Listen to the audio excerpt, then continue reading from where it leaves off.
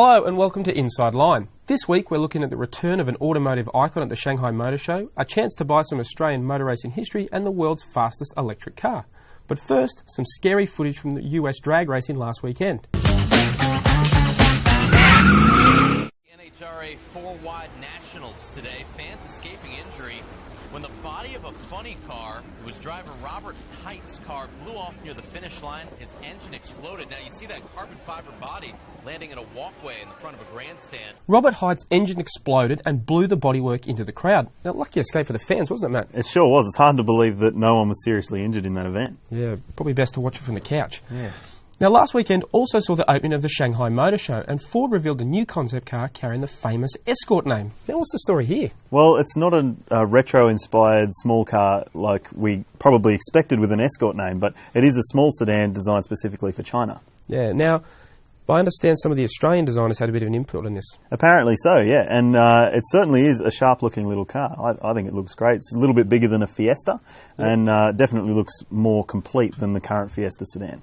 Yeah, now Shanghai is famous, or the Chinese motor shows were famous for their copycat cars. Now, but there was one that stood out in particular, wasn't there? That's right, the Icona Volcano, which is the Chinese first ever attempt at a supercar, and it looks a lot like a Ferrari California. Yeah, a lot like. Yeah, like, exactly. A lot like. I mean, they really they have copied it, haven't they? But they've also interestingly, they've actually managed to get a former powertrain guy from Ferrari to come over as well. He's developed this V12 hybrid powertrain, so it might actually have the performance to match the looks. Well, you'd think so, and we're going to see more and more of that going forward. We're going to see more big heads going from Europe across to China, because that's where the money is and that's where the jobs are, so why not?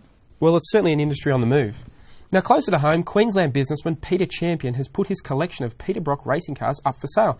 Now, it's quite a collection, isn't it? Sure is, a few $1 million worth, apparently. He's been collecting for about 40 years of Peter Brock memorabilia and cars, and wow, what a collection. Yeah, it's amazing. He's got everything from, there's like 40 cars. There's, his Bathurst-winning Commodores and Tiranas. He's got his Monaro.